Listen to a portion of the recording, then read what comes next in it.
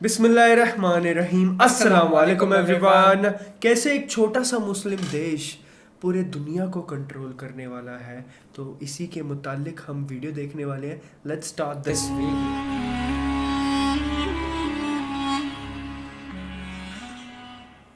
दोस्तों, हमारी दुनिया के नक्शे में यहाँ पर मौजूद है एक छोटा सा मुस्लिम देश के जिसको मोरक्को या फिर अगर दूसरी जबान में कहें तो मराकश के नाम से जाना जाता है। वैसे तो इस देश की चर्चा बहुत कम ही होती है। जियो पॉलिटिक्स में भी इस देश का रोल आजकल बहुत कम नजर आता है। आखिरी बार आपको याद होगा कि इस देश का नाम उसी वक्त एकदम से चर्चाओं में आया था कि जब कतर में होने वाले फीफा वर्ल्ड कप में इसकी फुटबॉल टीम ने अपनी परफॉर्मेंस से पूरी दुनिया को हैरान किया था। मगर दोस्तों, आपको जानकर हैरानी होगी कि ये छोटा सा देश मोरक्को कि जो ना तो ज्यादा अमीर है और ना ही ज्यादा ताकतवर है, मगर उसके बावजूद भी बहुत जल्द ही पूरी दुनिया को रूल करने जा रहा है, यानी बहुत जल्द ही पूरी दुनिया पर राज करने जा रहा है। America, Russia, China, India, France, Germany और इस जैसे दुनिया के जितने भी ताकतवर, असरदार और अमीर देश हैं, इन सब का ही फ्यूचर बहुत जल्द ही इस छोटी सी कंट्री मोरक्को पर डिपेंड होगा। न सिर्फ कंट्रीज का फ्यूचर बल्कि इन सारे ही देशों में बल्कि पूरी दुनिया में रहने वाले जो लोग हैं उनकी जिंदगी भी मोरक्को पर ही डिपेंड हो जाएगी। ऐसा मैं नहीं कह रहा, बल्कि ये भविष्यवाणी दुनिया के एक्सपर्ट्स की तरफ से की जा रही है। मगर अब सवाल यही है कि आखिर इस छोटे से देश के पास है क्या चीज? आखिर इसको अचानक से कुदरत का वो कौन सा खजाना मिल गया है कि जिसकी वजह से न सिर्फ दुनिया भर के लोगों की जिंदगी इस पर डिपेंड हो गई है, बल्कि दुनिया की सुपर पावर्स की नजरें भी इस देश की तरफ घूम चुकी हैं। तो चलिए आज की इस छोटी सी वीडियो में हम अपने इन्हीं सारे सवालों के जवाब जानने की कोशिश करते हैं। RH नेटवर्क के नॉलेजेबल फ्रेंड, सबसे पहले तो आप लोग इस चमगादड़ से मिलिए।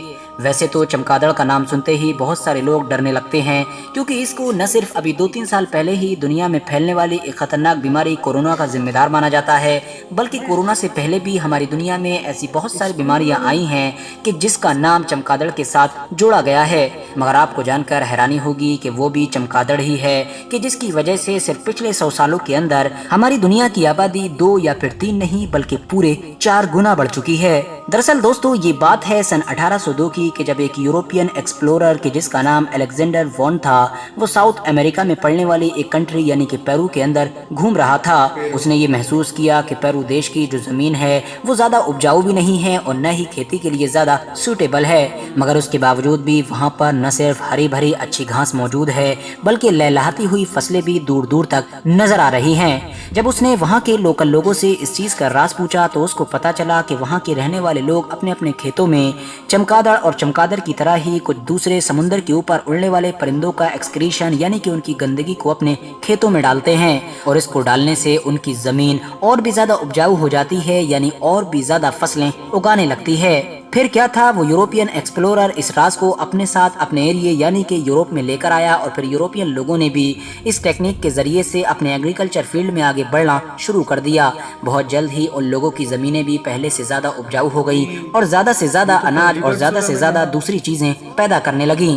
अगले कुछ वक्त तक तो चमगादड़ और इस तरह के कुछ परिंदों के एक्सक्रीशन यानी कि उनके जिस्म से निकलने वाली गंदगी को खाद के तौर पर इस्तेमाल किया जाता रहा था, मगर फिर 1913 आते आते एक बड़े वैज्ञानिक ने इसी खाद को आर्टिफिशियली बनाने का तरीका भी खोज निकाला था, और फिर इसी फर्टिलाइजर की वजह से हमारी दुनिया में इंसानों की आबादी में भी एक बड़ा बूस्ट देखने को मिला, और सिर्फ 1912 से लेकर 2012 तक यानी 100 साल के अंदर ही हमारी दुनिया की आबादी 1.5 अरब से डायरेक्ट 7.5 अरब के भी पार पहुंच गई।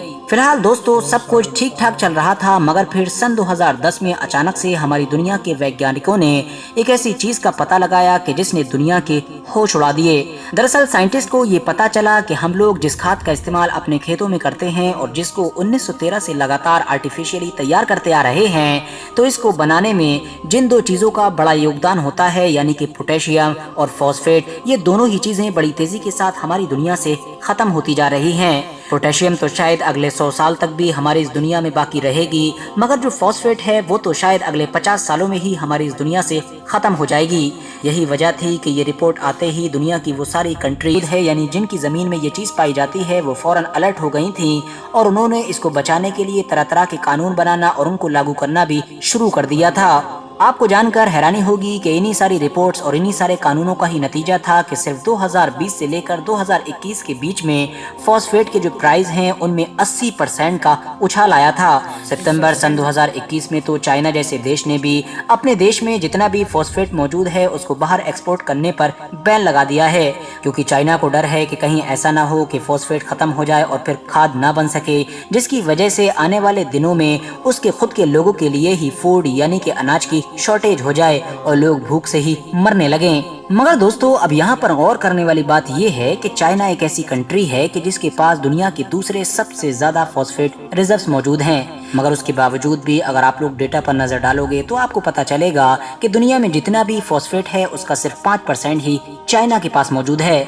इसके अलावा अब अगर इस लिस्ट में तीसरे नंबर वाली कंट्री की बात कर ली जाए यानी कि सीरिया की, तो सीरिया के पास भी जो पूरी दुनिया में फॉस्फेट है उसका सिर्फ और सिर्फ 3% मौजूद है। इसके अलावा अगर आगे की और कंट्रीज पर भी आप नजर डालेंगे तो आपको पता चलेगा कि सबके पास 1, 1.5 या फिर 2% ही पूरी दुनिया का फॉस्फेट रिजर्व मौजूद है। और दुनिया में सिर्फ एक ही ऐसी कंट्री है कि जिसके पास पूरी दुनिया में जितना भी फॉस्फेट रिजर्व है उसका 70% फॉस्फेट रिजर्व मौजूद है, और वो कंट्री कोई और नहीं बल्कि मोरक्को है। तो अब आसान भाषा में आप लोग ये समझिए कि हमारे खेतों में इस्तेमाल होने वाली जो खाद है जिसके बगैर हम लोग अनाज नहीं उगा पाते हैं, उस खाद को भी अब हम लोग आने वाले दिनों में मोरक्को के बिना नहीं बना पाएंगे, क्योंकि मोरक्को के पास उस खाद को बनाने के लिए जो फॉस्फेट चाहिए होता है वो 70% से भी ज्यादा।